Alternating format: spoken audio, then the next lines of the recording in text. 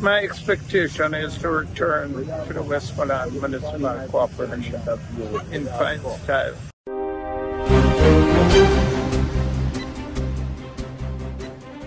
The first time I ran against Griffiths, it was a magisterial recount.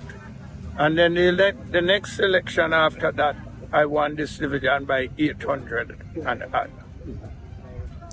What are your plans, given that you win come February 26?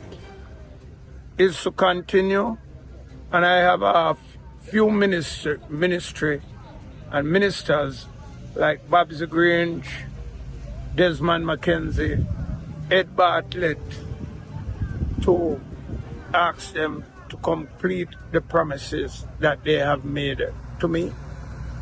It is not something about making me win. It's about what is due for the people. For instance, Ed Bartlett promised me to repair the clinic road, and I'm relying on him as a friend, as a family, and as a man of the soil from Westmoreland to ensure that the sick can go to the clinic.